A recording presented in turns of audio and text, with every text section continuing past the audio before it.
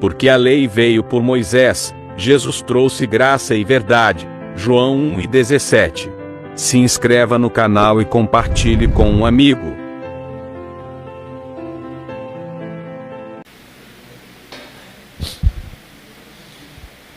Graça e paz aos irmãos aqui presentes, graça e paz dos irmãos que vai nos acompanhar pelo YouTube.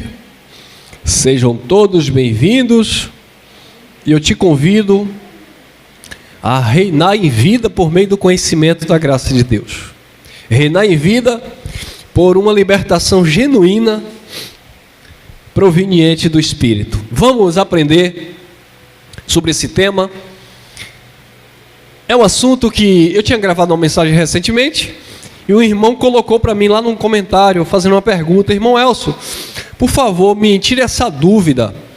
Uma geração equivale a 40 anos ou a 70 anos? A geração que a Bíblia fala, que muitas pessoas falam que a geração é de 40 anos. Outras pessoas falam que a geração é de 70 anos. Como que se resolve esse embate? Dentro do contexto bíblico. Jesus, em Mateus capítulo 24, versículo 34, Jesus disse assim: não passará esta sem que tudo isso aconteça. Mas esta geração não é a minha agora presente, era presente de Jesus, a geração presente de Jesus. Jesus disse: não passará esta geração. Então vamos lá. Jesus já estava cumprindo o seu ministério terreno, né? Então, se Jesus já estava cumprindo o seu ministério terreno, ele já estava vivendo aquela geração. Jesus foi crucificado no ano 33. Muitas pessoas dizem: Jesus foi crucificado com 33 anos. Mas historicamente falando, se entende que na verdade Jesus não nasceu no ano 1º da era cristã. Quando Jesus nasceu lá em Israel, já estavam no 4º ano do calendário romano. Tá bom? Então Jesus nasceu no ano 4 e não no ano 0.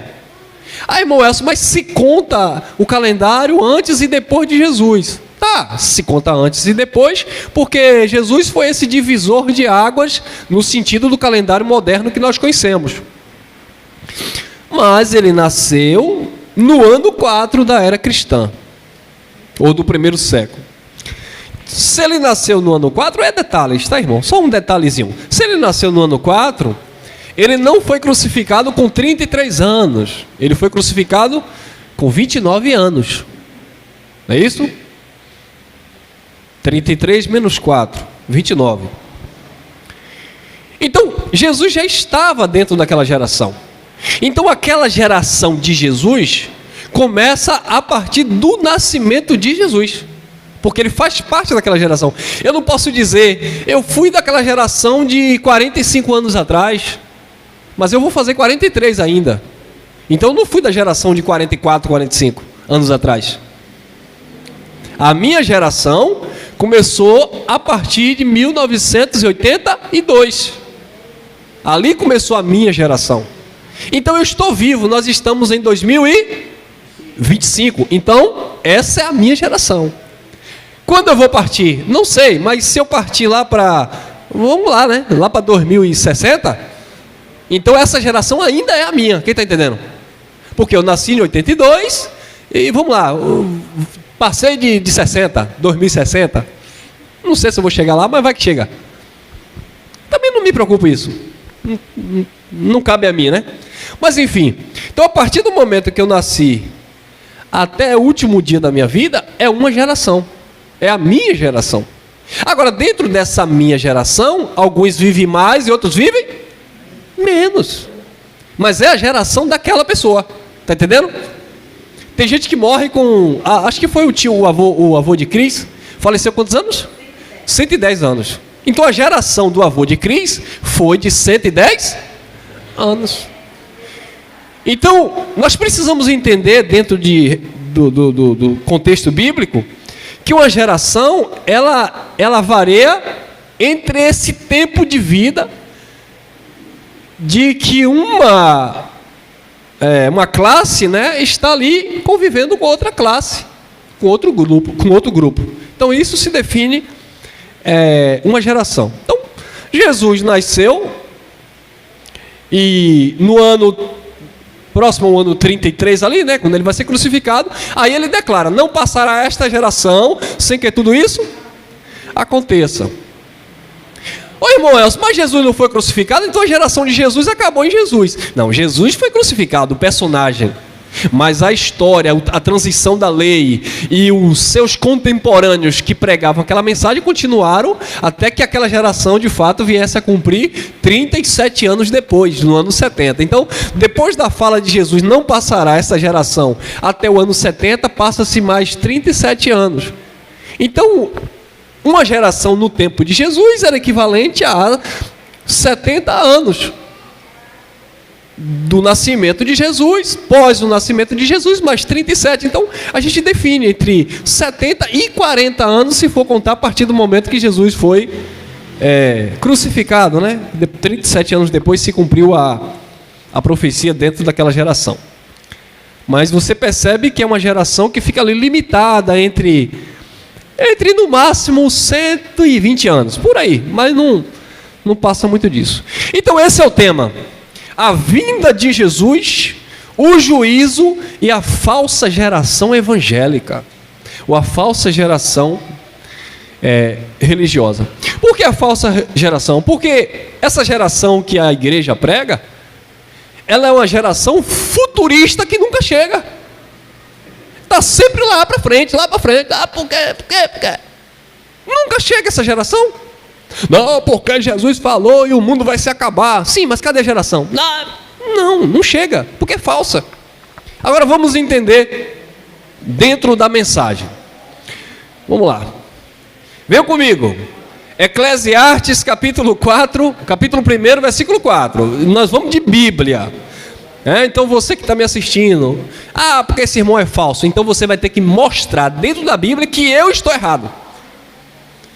Eu não quero dizer que eu estou certo, ou que eu esteja certo. Eu quero só pregar a palavra, mostrando para vocês, dentro da palavra, o conceito de geração. Agora, se você não concorda comigo, aí você vem com a Bíblia e me mostra também. Agora, não adianta me chamar de falso profeta, de herege, bababá, se você não tem como me refutar dentro disso. E aqui eu descanso.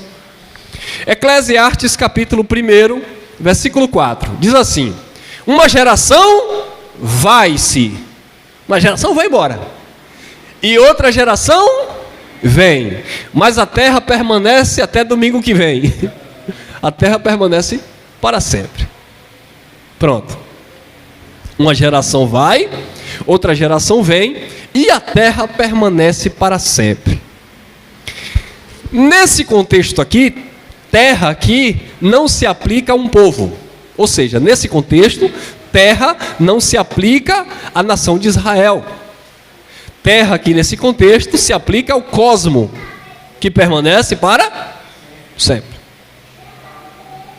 Então, nesse contexto, terra se aplica ao cosmo. Uma geração vai, um grupo de pessoas nasce, vive, se reproduzem, né? Nasce, cresce, reproduz e morre, e vai. Porque o próprio Salomão disse: a carne, essa geração, essa carne vem da onde? Do pó. Vai-se para o pó. E o espírito que veio de Deus volta para Deus. Aí vem outra geração. Uma geração vai embora. A geração da minha mãe já passou, a geração da minha avó, minha mãe. Uma geração vai, outra geração está aqui presente, e outra geração futura vem, e a terra permanece para sempre. Então uma geração vai, outra geração vem, e a terra permanece para sempre. Salmos, tá? Fui digitar ali, faltou o S. Salmos, capítulo 90, versículo 1. Senhor, Tu tens sido o nosso refúgio de geração em... declarou Davi. Se eu não me engano, o Salmo 90 acho que não é de Davi não, é de Moisés. 90, 91 até o 93, se eu não me engano. Mas enfim, depois eu pesquiso direito. Uma geração vai, outra geração vem. Aí o salmista disse, o escritor disse: Senhor, tu tens sido nosso refúgio de geração em geração.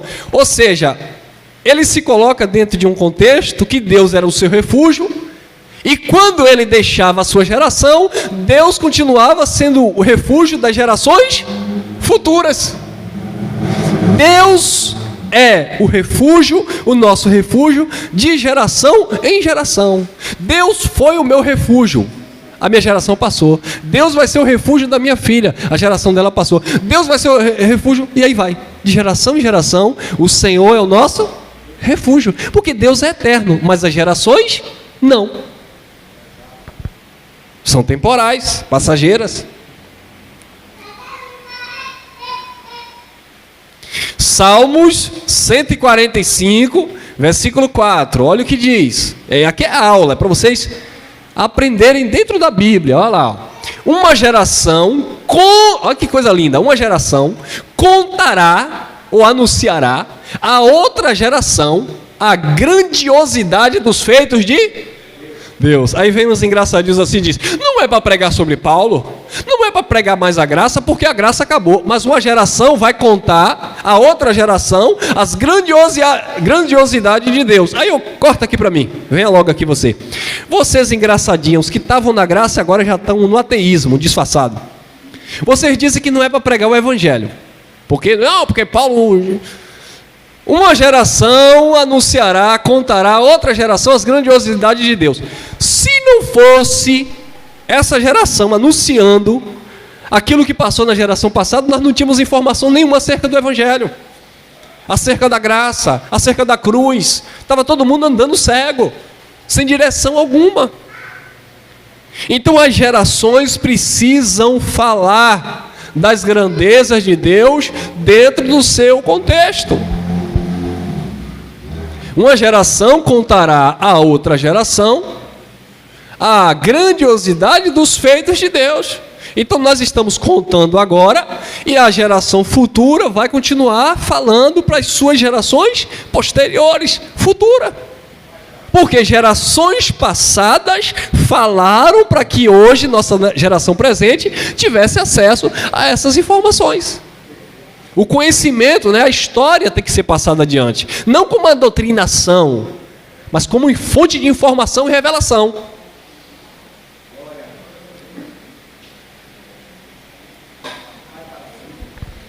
E pai para filho, exatamente. Então temos que contar de geração em geração a grandiosidade dos feitos de Deus. Tem mais? Vamos lá. Geração. Na Bíblia, o tempo ideal de um homem ou mulher, dependendo do, era de 120 anos, ou seja, 3 ciclos de 40 anos. Então na Bíblia, o tempo ideal de uma vida, de uma alma, era de 120 anos. Irmão, não adianta você ir lá na genealogia, mas Abraão, mas Melquisedeque, mas não sei quem, morreu com quantos anos? Matusalém, 996 anos. Queridos, preste atenção. Isso não é uma regra. Eram algumas exceções de uma situação ali dentro daquele contexto. Tá bom? Então, precisamos entender que a vida natural ou ideal para o homem era aproximadamente 120 anos. Você vai ver textos bíblicos dizendo que passando de 70 anos já era enfado da carne, a carne já estava cansada. Então, era chegar a 120 anos já no limite, com exceção das exceções, que tinha lá em alguns assuntos. Mas era isso aqui, 120 anos, ou seja, 3 ciclos de 40 anos. Por que isso? Porque dentro desse tempo de 120 anos, nem todos alcançavam, muitos ficavam pelo meio do caminho. Lembra daquele povo que saiu do Egito? Passou quantos anos no deserto? 40 anos. Aquele povo 2.710.000 judeus saíram do Egito. Aí passou uma geração de 40 anos no deserto. E dali, quantos saíram ali? Só 2. Josué e Calebe. Então só Josué e Calebe, dos que saíram do Egito, venceram aquela geração do deserto. Então 40 anos no deserto, aquela geração ficou. Só Calebe e Josué entraram na terra prometida de Canaã. E aquela geração que nasceu aonde? No caminho, no deserto. Aqueles que nasceram no deserto, naquele período de 40 anos, foi uma geração moderna que não conhecia Deus. E aquela geração que não conhecia Deus, entrou na terra prometida como estranhos. Agora imagine, Moisés já teve uma luta para arrancar aquela multidão do Egito. Moisés arrancou 2.710.000 judeus do Egito. Mas pelo menos aquele povo já estava sendo ali instruído por Moisés. E agora, depois do deserto, aquela geração que nasceu ali, já não estava mais com Moisés, porque até Moisés não passou daquela geração. Josué agora tinha a responsabilidade de treinar aquelas pessoas, treinar em todos os aspectos, porque Josué também ensinou batalhas, tática de luta, de guerra para aquele povo, para enfrentar as 7 nações que havia lá, possuindo a terra que Deus havia prometido. Então, aquela geração do Egito durou 40 anos, que saiu do Egito. Então, 120 anos, né, dividido por 3 ciclos, porque como se fosse 3 ali gerações, limitadas ali por 40 anos. Vamos lá. Tem mais? Tem. O termo geração na Bíblia pode ser usado para se referir a pessoas nascidas em um mesmo período. Uma classe de pessoas com característica ou condições semelhantes. Não apenas na Bíblia, mas também dentro do nosso contexto atual. Então, nós estamos, vamos lá, nós estamos quarentão, eu estou quarentão.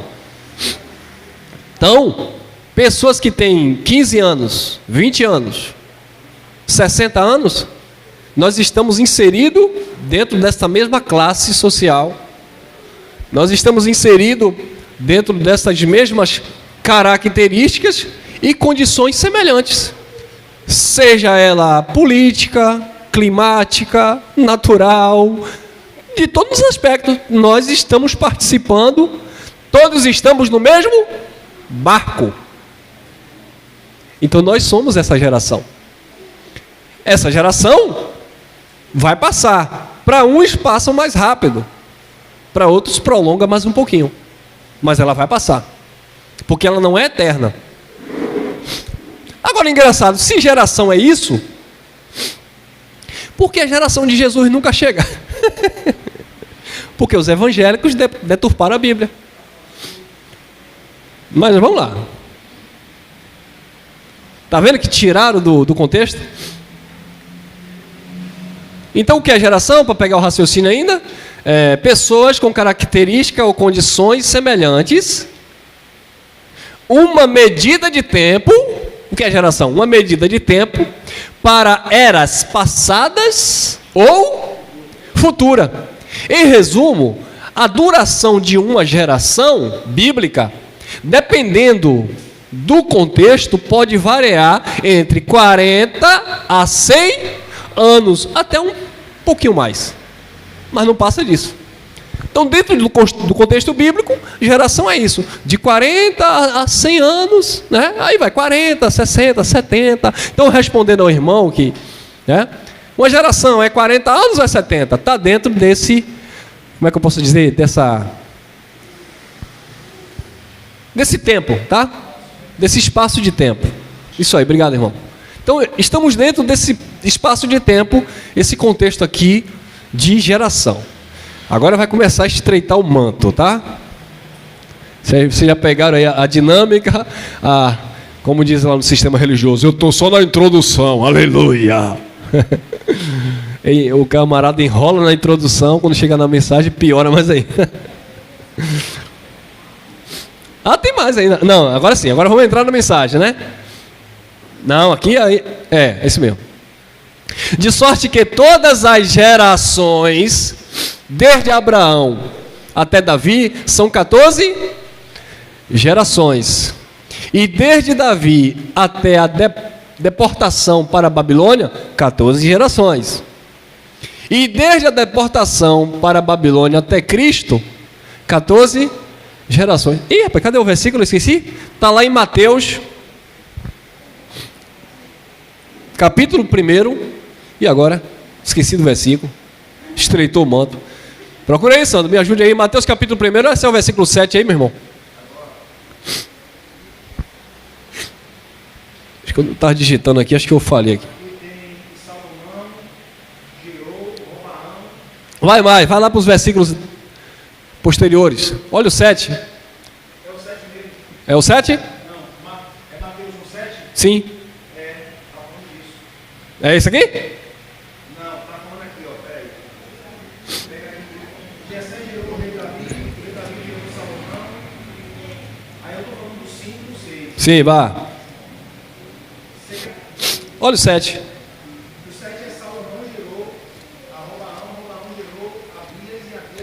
Então está mais na frente ainda. Está em Mateus, tá, irmão? É aqui na hora da digitação ali, é Mateus capítulo 1.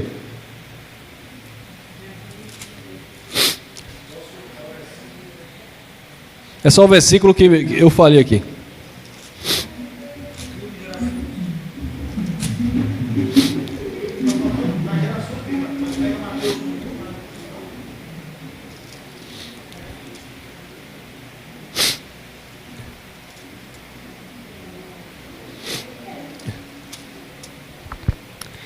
Então vamos lá. Eu não encontrei não. Depois eu coloco aí o versículo. Mas está no livro de Mateus. De todas as gerações, desde Abraão até Davi, são 14 gerações. E desde Davi até a deportação para a Babilônia, 14 gerações.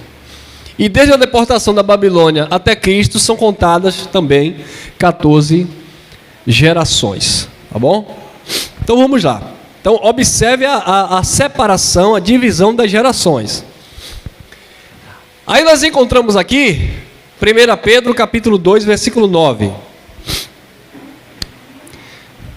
É o versículo... Achou? Como? É isso, eu cheguei agora também. Mateus 1,17. Diz assim, ó. De toda sorte que as gerações desde Abraão até Davi são 14 gerações. Desde Davi até a deportação para a Babilônia, 14 gerações. Desde a deportação da Babilônia até Cristo, 14 gerações. Então, só voltando aqui, Mateus, capítulo 1, versículo 17, tá bom? Tá aqui, as divisões, as separações das gerações. Aí vem Pedro, 1 Pedro, capítulo 2, versículo 9. Presta atenção. Diz assim: mas vós sois a geração eleita. Que geração? Vós sois a geração eleita. Vós quem? Eu? Nós? Não. A geração de Pedro. A geração de Jesus. Mas Jesus já tinha morrido, mas Pedro fazia parte da geração de Jesus. Eles contavam como aquela geração. Porque Pedro estava recebendo as informações, as profecias daquela geração que Jesus estava profetizando.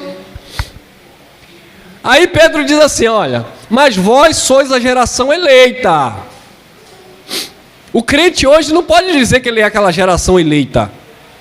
Porque aquela geração que foi eleita foi o povo que viveu dentro daquela geração, que foi eleita para aquele propósito. Que propósito? O sacerdócio real. O que é um sacerdócio real? Um sacerdócio que não é falso. O que foi que Jesus veio fazer? Derrubar o falso sacerdócio. Jesus disse, eu sou bom Pastor, o bom pastor dá a sua vida pelas ovelhas. O mercenário que não é pastor, ele não entra pela porta, ele não é real. Ele é falso. Ah, mas ele também fazia parte daquela geração, mas não era eleito. Ele não foi eleito. O mercenário não era eleito. O mercenário não se preocupava com a igreja. O mercenário deixava o lobo vir e ele fugia, porque ele é mercenário, trabalhava por salário. Era do sacerdócio falso. É por isso que Caifás perseguia a igreja. Atos dos Apóstolos, capítulo 5, versículo 29.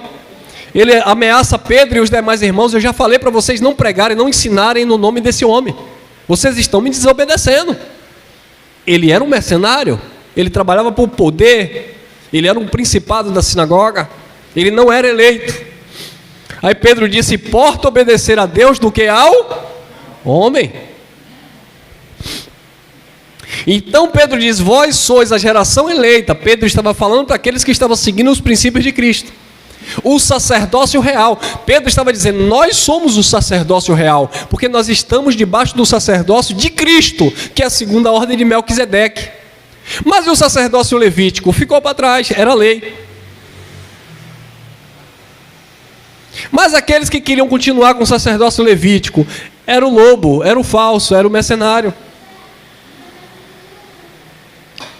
Não foram eleitos. Mas vós sois a geração eleita, o sacerdócio real, está dentro da legalidade. Entrou pela porta. A nação santa. E aí, irmão, a nação santa, Israel, todo Israel? Não, os eleitos. A nação é santa, mas os crentes hoje dizem assim: eu vou para a terra santa. Porque eles olham no sentido literal. A nação que era santa, ela era aquela nação de santo, eleitos que estavam dentro da nação de Israel. Ou seja, eram os santos de Israel, eram os eleitos predestinados em amor que estavam lá na terra de Israel. Aquela terra de Israel iria acabar, mas não era a terra, planeta, o cosmo. Então nós somos a geração eleita, aquele povo que viveu naquele período. Nós somos a nação eleita, a geração eleita, geração eleita, dá no mesmo, tá, gente? Geração eleita, o sacerdócio real. Olha lá, a nação santa, Israel, estava dentro daquele contexto. O povo judeu, os judeus eleitos.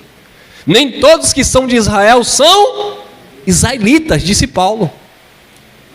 Dentre os judeus haviam os eleitos e não eleitos, ou seja, os filhos e não filhos. Nação santa, Israel, povo judeu, adquirido, o povo que foi adquirido, chamado. Jesus disse: não fostes vós que me escolhestes, mas eu vos chamei, para que vardes e deis fruto. Pedro estava dando fruto, porque ele fazia parte do sacerdócio real. Um povo adquirido para anunciar as grandezas. Olha o que estava lá em Salmo, lembra que nós lemos lá em Salmo? Uma geração contará outra geração. Aí Pedro já está na terceira etapa da geração, porque teve a geração as 14 gerações de Abraão até o cativeiro babilônico, teve as 14 gerações do cativeiro babilônico, as 14 gerações de Abraão até Davi, 14 gerações de Davi até o cativeiro babilônico e 14 gerações do cativeiro babilônico até Cristo. Ou seja, Pedro está na terceira das 14, das 3 etapas, né, de 14 gerações. E ele está anunciando. E as gerações estão passando. A vida está correndo, a água está descendo aos rios. Adquirido para anunciar as grandezas daquele que vos chamou das trevas, lei, escuridão, para a sua maravilhosa luz, graça, reino.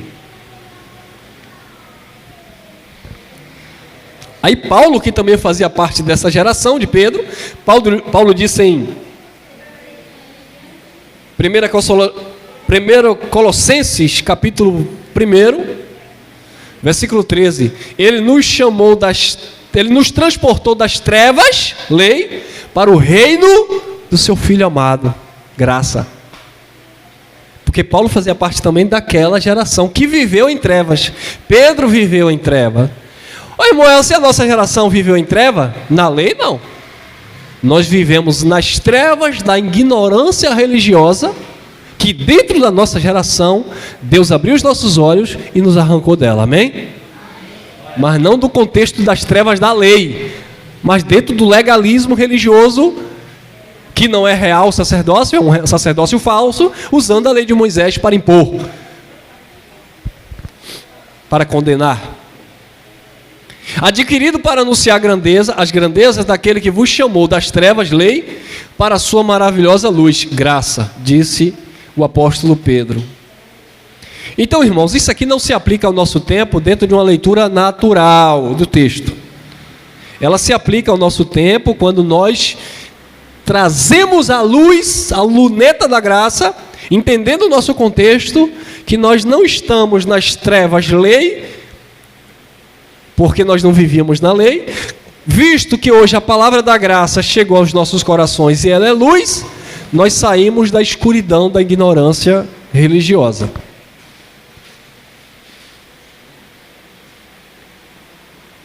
Aí alguém pode argumentar, né, principalmente aqueles irmãos que dizem que a graça acabou. Se nós não fomos chamados da lei, das trevas, então nós também não estamos na luz, porque você não está na luz se você não estiver entendendo o evangelho da graça. Como não haverá outra mensagem, a mensagem é essa e é eterna, então nós estamos nessa graça. Amém, irmãos? Tem mais? Vamos lá. Mateus, capítulo 24, versículo 34. Poderia ler o texto todo aqui, mas ia embolar. Não precisa, olha lá. Em verdade vos digo que não passará esta geração sem que todas estas coisas se cumpram. Mateus capítulo 24, versículo 34. O irmão me dá um guardanapozinho ali. Estou corizando aqui, quer dizer, quase corizando.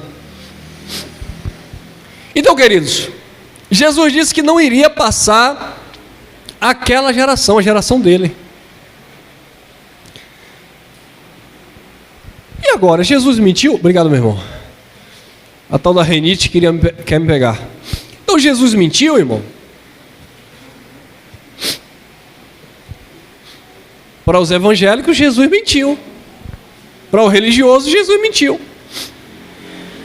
Porque Jesus disse, não passará esta geração, a geração dele. Se todas as gerações vinham se passando, por que é que a de Jesus nunca passa? Não, irmão, porque nunca chega, irmão. Jesus disse, em verdade vos digo que não passará esta geração presente. Aí eles, para dar um jeitinho, um malabarismo gospel, eles dizem que na verdade, essa geração falada por Jesus é diferente dessas demais gerações que eu citei. Eles dizem que na verdade essa geração é uma geração de povo. É como se Jesus dissesse assim, não passará este povo, que vai dar no mesmo. Não passará este povo. Que povo? O povo do tempo presente de Jesus. Não, irmão, quando Jesus disse não passará essa geração, é que Jesus está dizendo não passará esse mundo. Que mundo? O mundo do tempo de Jesus, dá no mesmo. Quanto mais eles tentam explicar, só piora. Mas infelizmente os cegos não conseguem enxergar. Em verdade vos digo que não passará esta geração sem que todas estas coisas se cumpram.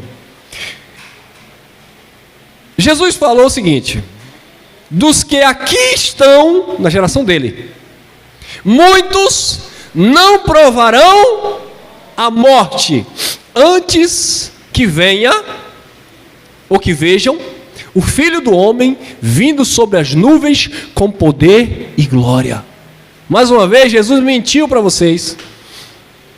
Porque Jesus disse, não passará essa geração. Jesus falou daqueles que estavam vivendo dentro daquela geração. Muitos não iriam morrer antes de ver o Filho do Homem vindo sobre as nuvens. E o povo está aí até hoje esperando passar essa geração, esperando Jesus voltar.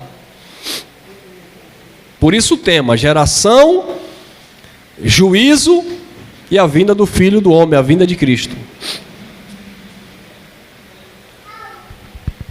Em verdade vos digo que não passará esta geração sem que todas estas coisas se cumpram.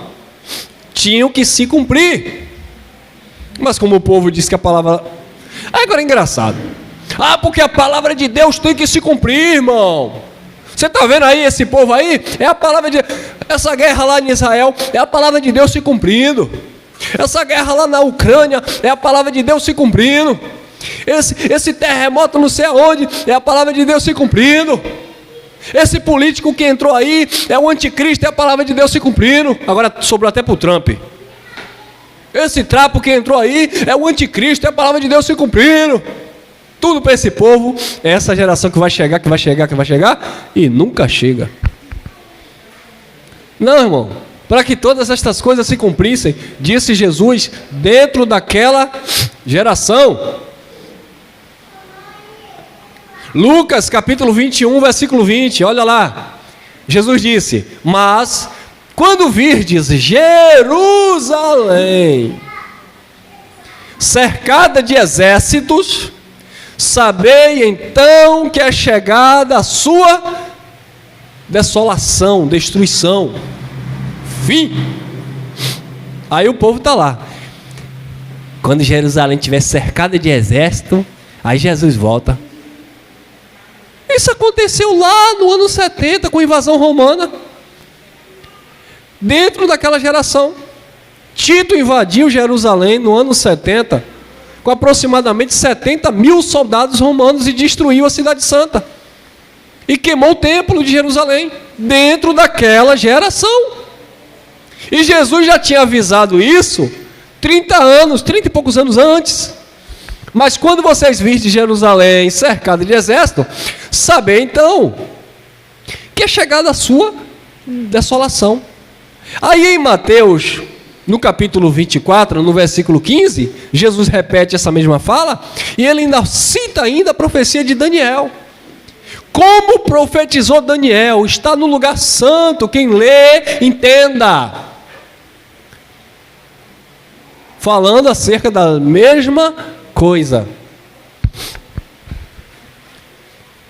Versículo 21, Lucas 21, 21. Então disse Jesus, não sou eu, é Jesus que falou. Então, os que estiverem na Judéia, fuja para onde? Cadê o arrebatamento da igreja aqui? Porque ele diz que isso aqui tudo vai acontecer no arrebatamento da igreja. Está falando de fugir, fuga. Os que estiverem na Judéia, fuja para os montes. E os que estiverem dentro da cidade, caiam fora, saiam. E os que estiverem nos campos, não entrem nela. Aí em Mateus 24, que é a mesma história, quem estiver lá, não desça para a cidade para buscar sua peça de roupa. 2 estarão trabalhando no moinho, um será levado, outro será deixado. Não está falando de arrebatamento da igreja, estava falando da perseguição romana, da fuga. Aí Jesus disse, ai das grávidas, como é que uma mulher de barriga grande ia correr, irmão? Imagina uma grávida dentro de Jerusalém correndo para subir monte acima. Ai daquelas que estiverem amamentando naqueles dias. Filho pequeno, venha meu filho, corre, quer ver uns homens aí. Orai para que a vossa fuga não aconteça no sábado. O que era que acontecia no sábado? A maioria dos judeus estavam guardando o sábado. E principalmente os portões estavam trancados, todos estariam presos ali.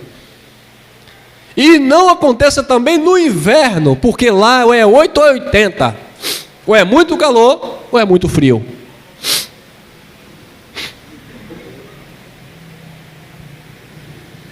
E aí Flávio Joséfo relata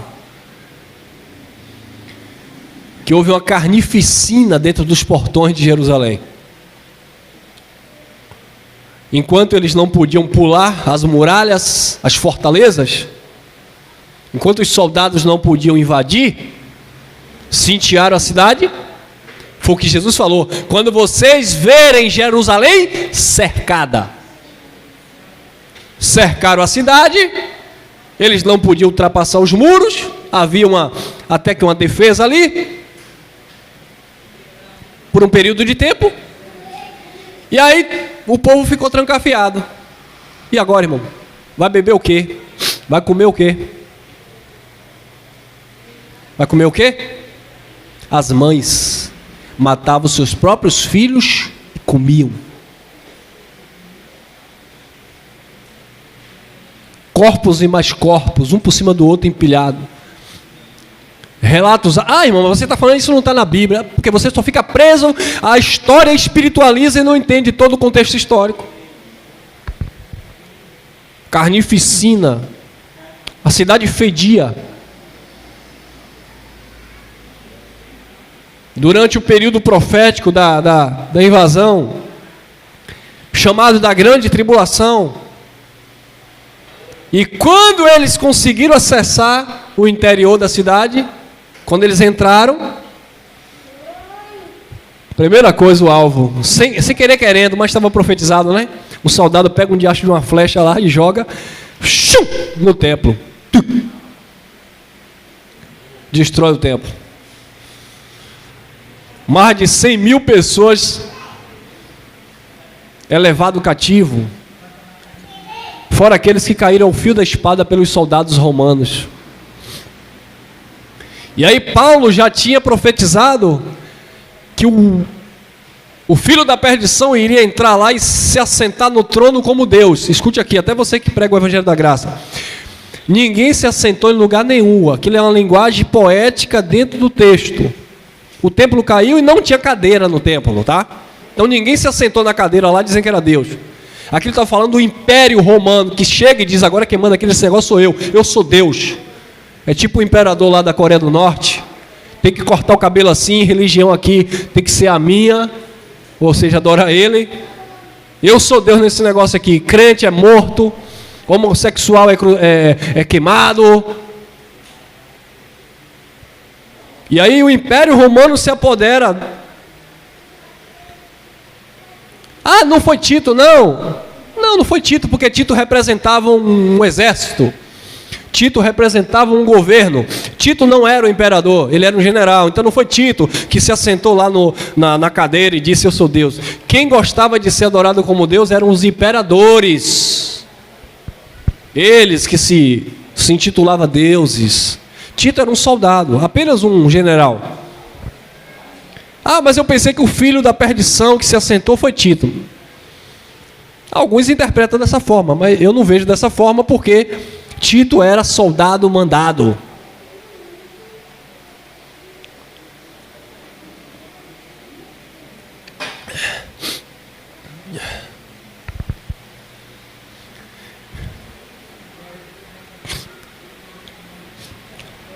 Lucas capítulo 21, versículo 22. Porque serão dias dias de vingança, para que se cumpram todas as coisas que estão escritas. Todas as coisas que estão escritas tinham que se cumprir.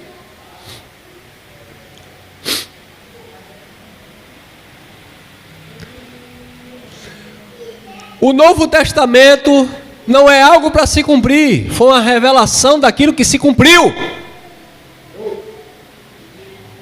O Novo Testamento não é algo para se cumprir, foi uma revelação daquilo que estava se cumprindo, porque muitas coisas estavam ainda em transição. Por isso que Paulo falava para o futuro dele. Quando o Senhor... Por quê? Porque Paulo passou desse período de Jesus de Nazaré.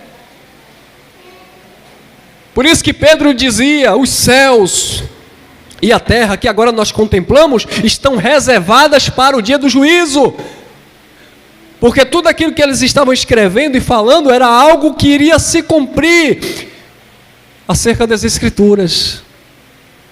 Então, quando Jesus disse para que todas as coisas se cumpram como está escrito, é porque ali fechou. E ali os apóstolos e os irmãos daquela época só interpretavam os acontecimentos. Não, irmão, mas Apocalipse é para um futuro, é para o futuro deles, depois disso aqui, ó. Porque serão dias de vingança, para que se cumpram todas as coisas que estão escritas. Lucas 21, 22. Olha lá, Hebreus capítulo 10, versículo 30, diz assim, ó Paulo falando aos Hebreus: pois conhecemos aquele que disse, minha é... Então de quem era a vingança? É o capeta, irmão? Não, era de Cristo, era de Deus, a vingança era dele. Agora sabe qual é o problema aí? É eu pegar esse texto isolado, porque aqui eu estou falando dentro de um contexto histórico, profético, pactual. Agora não, o pastor vem, pega esse versículo isolado e diz assim: irmão, olha o que está escrito em Hebreus, minha é a vingança. Então, meu irmão, minha irmã, não se vingue daquela sua vizinha, não se vingue daquele seu parente, deixa lá, porque Jesus vai se vingar. Tem nada a ver. Nada com nada. Aí eu preciso estudar a carta toda aos Hebreus, entender do que Paulo estava falando, mostrando dentro do contexto da carta que minha é a vingança, era justamente o retorno do Filho do Homem para julgar aquela geração.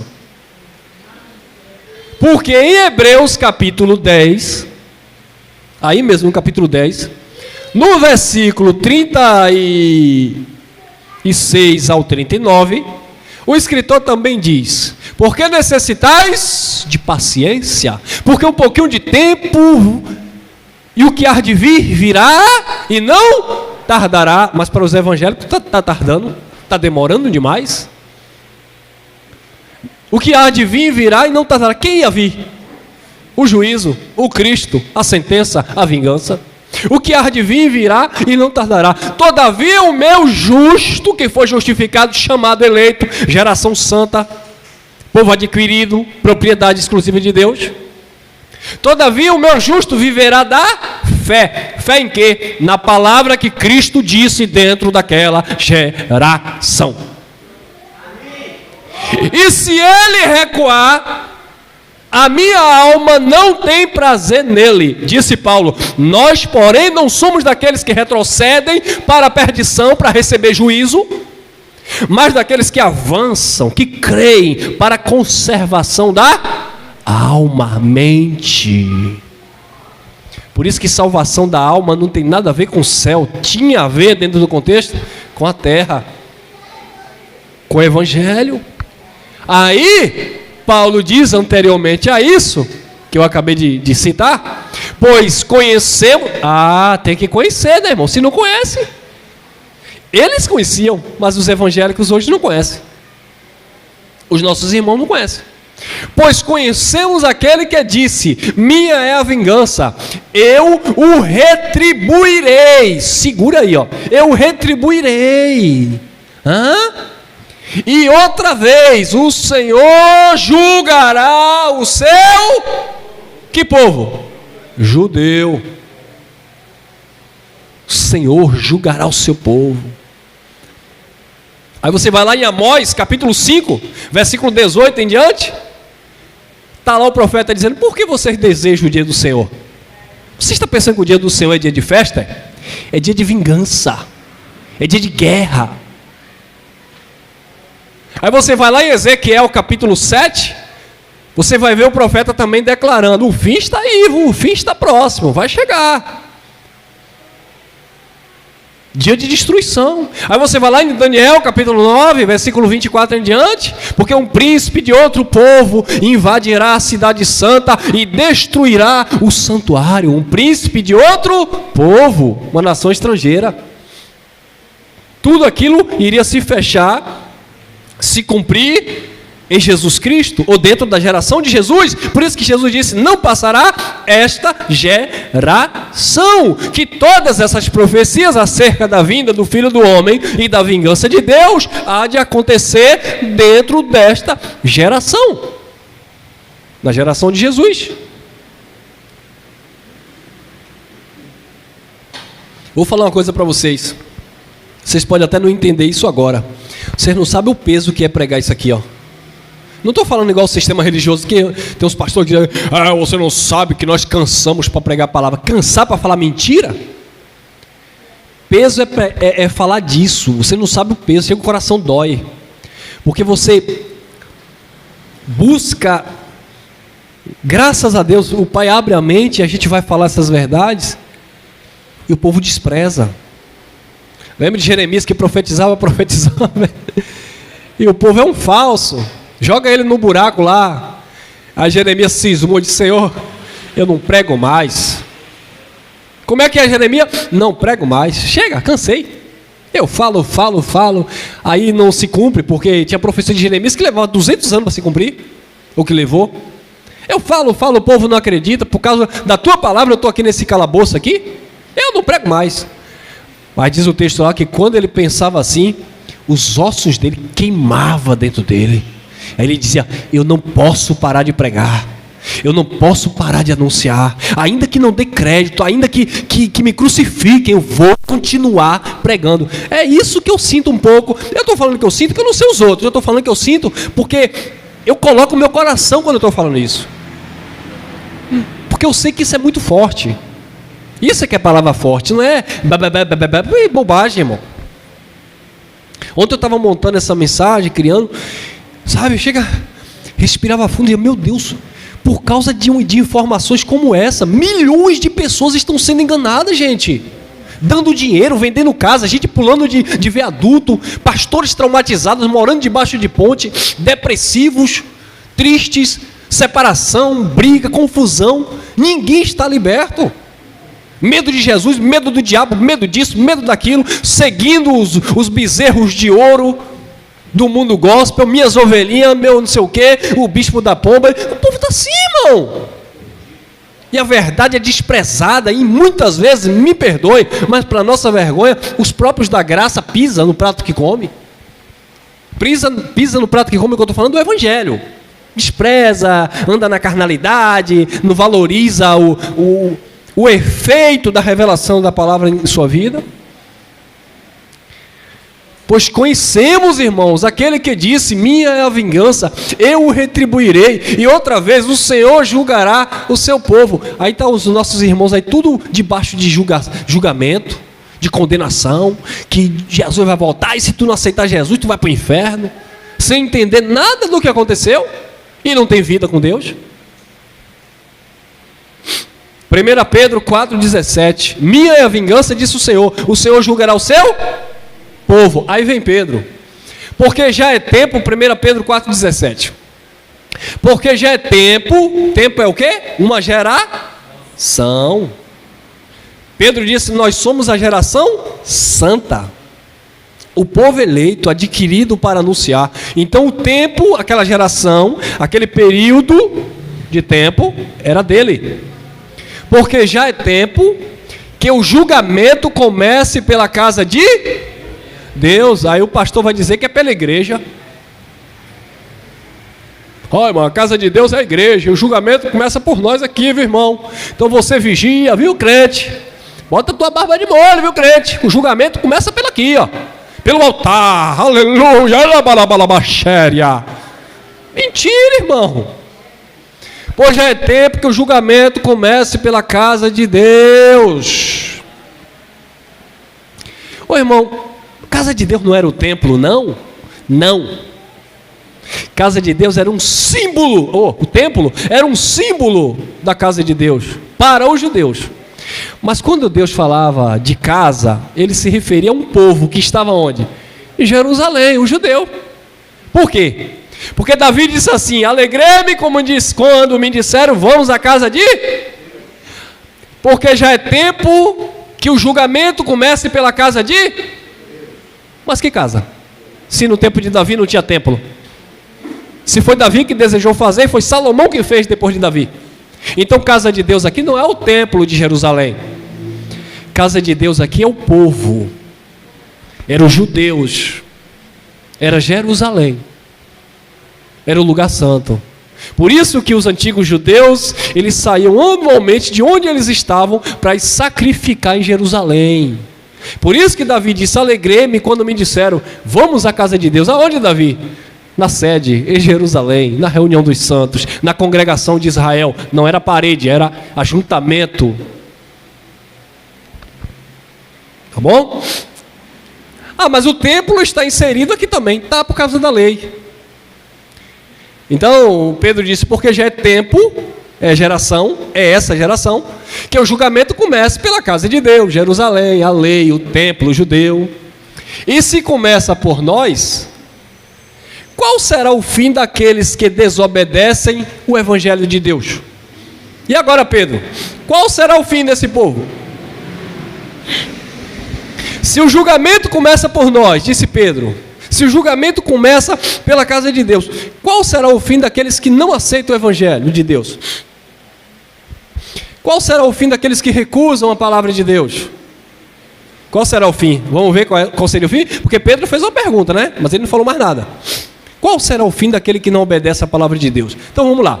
O julgamento aconteceu na casa de Israel. Aí hoje nós conhecemos o evangelho. Se eu desobedeço o evangelho dentro do meu contexto, qual será o meu fim? Julgamento não tem mais na minha vida, porque foi para os judeus, para a casa de Deus, os judeus de Jerusalém. Mas evangelho tem no meu tempo. O evangelho atual, o evangelho da graça, o evangelho da revelação. Se eu desobedeço o evangelho de Deus, qual será o meu fim? Disciplina. Juízo para perder salvação? Não. Inferno de condenação? Não. É plantar e colher. É viver atrapalhado na vida. Porque uma coisa é eu não conhecer e viver a minha vida natural. E outra coisa é eu ter consciência. Porque a minha consciência é o meu juízo. A minha consciência é o árbitro. É a minha razão. Não vos enganeis, porque o que o homem semear, isso mesmo ceifará. Então, qual será o fim daquele que desobedece isso? Aí cada um tem o seu fim, né? 2 Pedro 3:7. Qual será o fim? Aí vem 2 Pedro 3:7.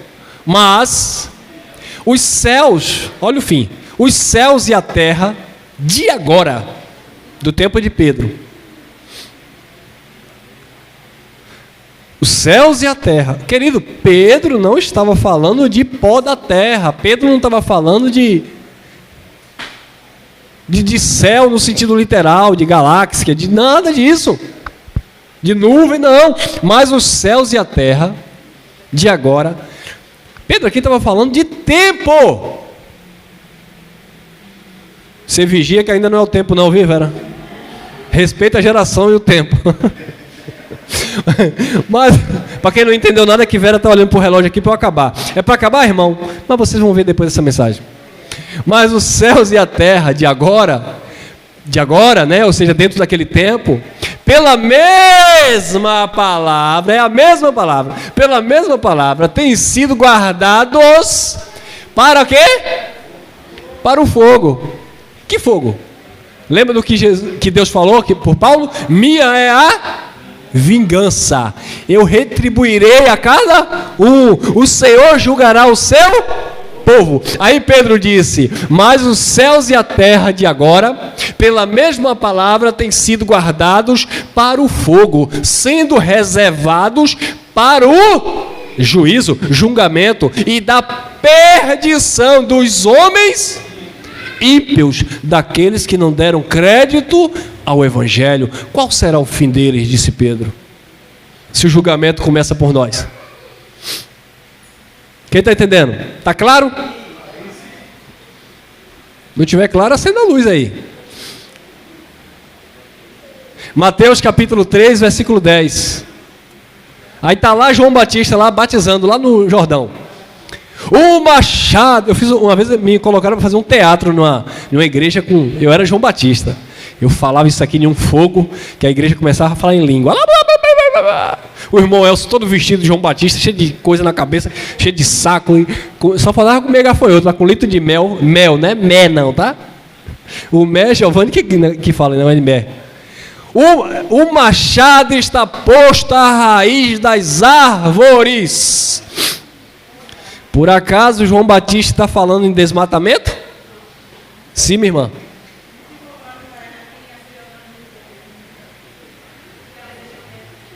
Se o quê?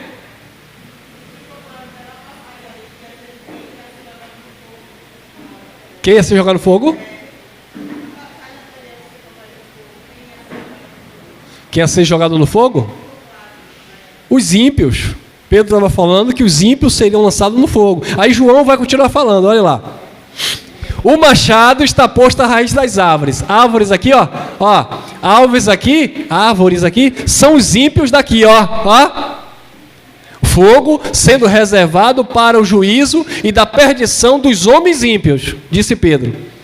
Então os homens ímpios seriam lançados nesse fogo. E o fogo era o quê? O juízo de Deus, tá? A vingança do Senhor. Aí João Batista, anteriormente a isso, estava pregando lá no Jordão. O machado está posto à raiz das árvores. Árvores são pessoas. Só que árvores aqui são pessoas boas e pessoas ruins. São pessoas santas e pessoas ímpias. A árvore aqui, vamos lá, é Judas e Pedro. Um exemplo.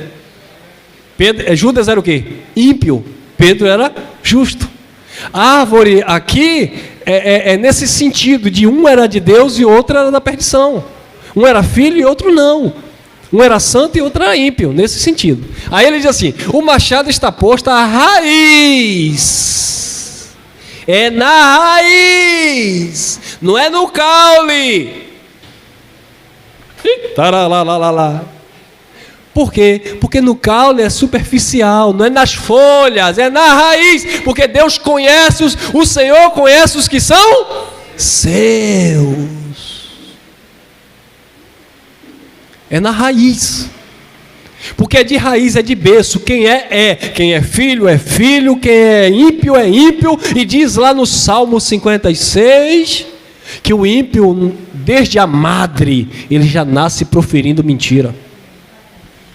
Aí diz lá também em Provérbios 16:4, Deus fez todas as coisas, inclusive o ímpio, para o dia do mal. Aí diz também lá em Eclesiastes 7:13, atenta para a obra de Deus, porque quem pode endireitar o que Deus fez? Torto. Terra. Então o machado, disse João Batista, o machado está posto à raiz da árvore. Ô irmão Elcio, e agora como é que eu vou me identificar? Será que eu sou uma árvore boa ou será que eu sou uma árvore má? Será que Jesus não me fez uma árvore má? Será que eu não sou um ímpio espiritualmente falando, tá? Ímpio era imundo de espírito, tá? Não é ímpio no sentido hoje de fazer o que é errado, porque às vezes a gente falha e faz o que é errado. Mas ímpio no sentido de essência, de raiz, filho da perdição. Ô irmão Elcio, e será que eu não sou um filho da perdição? Será que eu não estou no contexto de... O mesmo Espírito, Romanos capítulo 8, versículo 16. O mesmo Espírito testifica com o nosso Espírito que nós somos árvore boas. Filhos. Aplaude a Ele.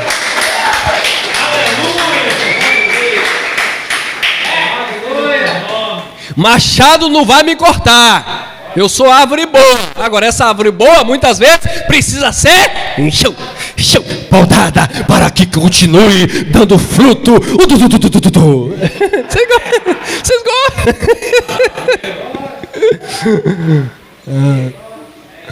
Entendeu, irmão? Foi isso que Jesus falou lá em João, não foi? Toda árvore que não dá bom fruto será podada para que dê mais fruto ainda. São filhos. Tem um monte de árvore aí que não dá fruto. Aí tem que ser podada, né, irmão? Aí, ó, papai, ó. Na graça, irmão, tem disciplina. Tu planta, tu colhe. É papai te corrigindo. Qual pai que não corrige o filho que ama? Diz lá o escritor aos Hebreus.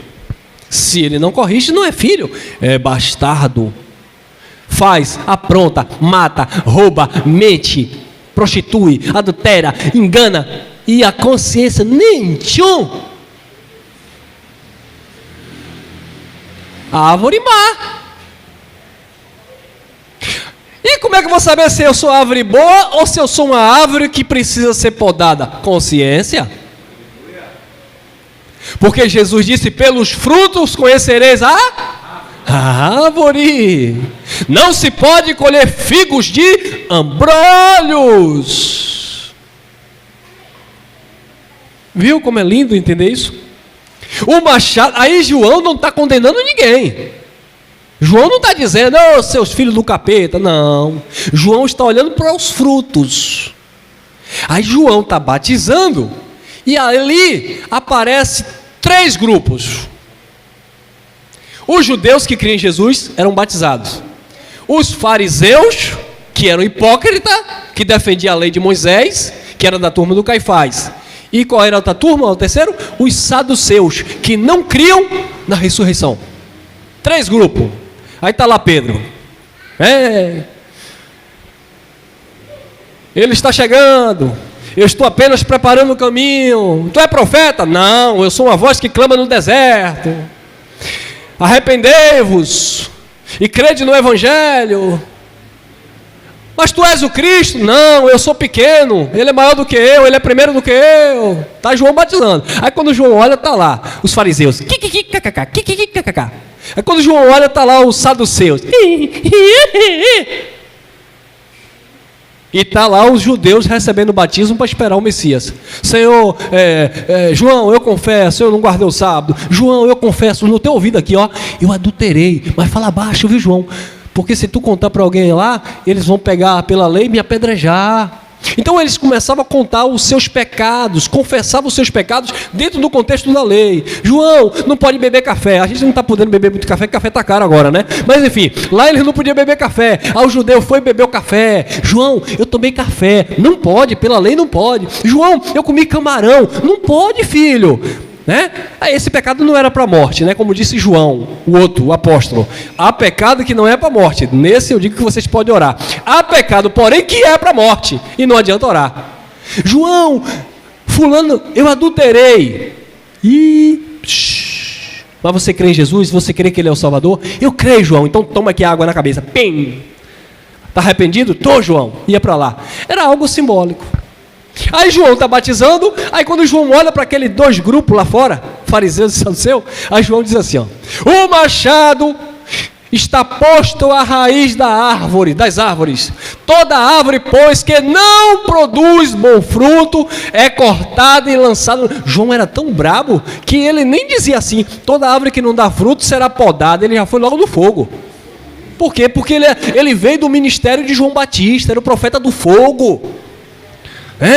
Antes do dia do juízo, o Elias, né? Elias há de vir. Quem era Elias? Disse Jesus, João Batista. Se vocês der crédito, é ele. Ele é o João Batista, ele é o Elias que havia de vir. Porque assim como Elias era brabo, né? Elias pegou a adoração toda corrompida. Uma hora o povo dizia que era Baal, outra hora o povo dizia que era Deus. E Elias orou e fogo caiu do céu. E Elias disse, raça ruim. Ou é Deus ou é Baal. Aí o povo se conscientizou. Aí o João, ele vem nesse mesmo espírito. Aí quando ele vê esse povo rebelde, o machado está posto à raiz das árvores. Toda árvore que não der bom fruto, não produzir bom fruto, é cortada e lançada no fogo. Fogo faz o quê? Queima. Fogo queima, palha.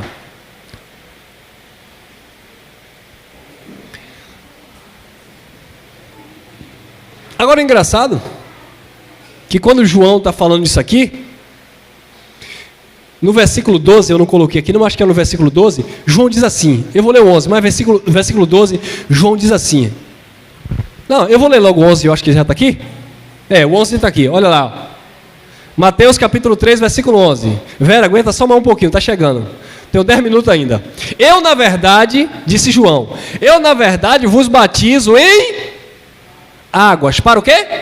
Para arrependimento das obras da lei. Mas aquele que vem após mim, é mais poderoso do que eu. Não sou digno de levar suas sandálias. Ele vos batizará com o Espírito Santo e com... Aí os irmãos ficam: Jesus, me batiza com teu fogo. E aí, irmão, tu já foi batizado? Irmão, eu estou em 3 batismos. É mesmo, irmão? É profético, irmão. Pai, Filho e Espírito Santo. É mesmo, é. Eu fui batizado na água, representa o Pai. Eu fui batizado no Espírito Santo. Eu também fui batizado no fogo.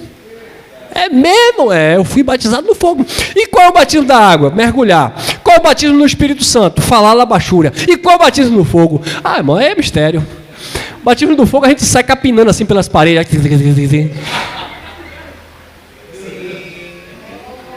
Matrix. O batismo com fogo, meu irmão, quando você abre assim, vai... Uma vez eu pensei que eu era batizado com fogo. Eu fui expulsar um cara que disse que estava endemoniado. Eu olhei para ele e... O cara... Eu digo: eita glória, fogo puro. Aí o camarada olhou para mim e disse assim: os seus olhos estão cheios de fogo. Eu...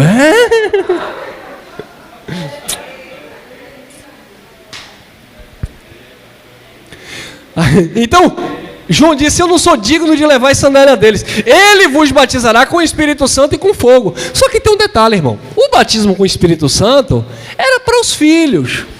Porque Jesus disse em Atos dos Apóstolos, está aí, Atos dos Apóstolos, capítulo 1, versículo 5, Jesus disse assim: olha, vocês anteriormente foram batizados por água por João, mas agora, em pouco tempo, vocês serão batizados pelo Espírito. Aí ele disse: fique aí em Jerusalém esperando o cumprimento da profecia de Joel, que nos últimos dias daquela geração, o Espírito iria se manifestar. E aí, quando eles estavam lá no cenário, lá no cenáculo, né? Eles foram batizados com o Espírito Santo. Mas cadê o fogo? Aí foi visto como que línguas repartidas de fogo, trazendo a mensagem de salvação e a mensagem de juízo. Então eles viram línguas repartidas como que de fogo. Então João usa a expressão de fogo, dizendo que o mesmo que ia batizar com o Espírito Santo, também ia queimar os ímpios. Então o batismo com fogo, eu sei que eu gosto muito das músicas daquele cantor Fernandinho, mas quando ele canta aquela "me batiza com teu fogo", eu caio fora. Porque o batismo com fogo era um sinônimo de queimar, juízo para os ímpios, e não de avivamento para a igreja, não tem nada a ver. Aí João diz: ele vos batizará com o Espírito Santo, falando para aqueles que eram batizados nas águas, que Jesus repete em Atos, capítulo 1, versículo 5, e com fogo. E que era que ia ser batizado com fogo? Batizado aqui é o mesmo de ser queimado, porque batizado com o Espírito Santo era mergulhar, e batizado no fogo era ser queimado, a palha seca. Aí no versículo 12, que eu não coloquei aí, João disse assim, ó, eu acho que está assim, versículo 12, ele limpará a sua eira, recolherá no seu celeiro o trigo com a sua pá. Você sabe o que é pá? A pregação do evangelho, que atrai os filhos. Ele vai recolher o trigo com a sua pá e queimará a palha. Está aí, não é isso? Está aí no versículo 12, só lê o versículo 12 aqui. Então o que é que João estava falando? Jesus batiza com o Espírito Santo a igreja, recolhe na sua eira o trigo, e a palha seca, o joio, o bode, ele vai queimar, que são os ímpios, que são as árvores que não dão fruto. Amém? Aí, Hebreus 12, 29. Porque o nosso Deus é o quê? Um fogo consumidor. E aqui nós encerramos, irmão. Deus é um fogo consumidor. Então, esse Deus que queima as obras más em nossas vidas é para que nós venhamos dar bons frutos. Mas esse mesmo Deus que é um fogo consumidor, ele se manifestou dentro daquela geração, trouxe juízo e queimou os ímpios daquela geração. Aí eu sei que entra uma questão que muitos dizem assim, irmão Elcio, Então, se ele queimou os ímpios daquela geração e hoje não tem mais ímpios, hoje não tem mais filhos da perdição, tem. Tem, porque o feito de Cristo, ele é um feito eterno. Jesus não ia ficar a vida inteira na terra fazendo isso. Ele veio fazer a obra, e ele terminou a obra dele, e tudo já foi consumado. Quando nós dizemos está consumado, está completo, os filhos de Deus daquela época representam os filhos de Deus de hoje.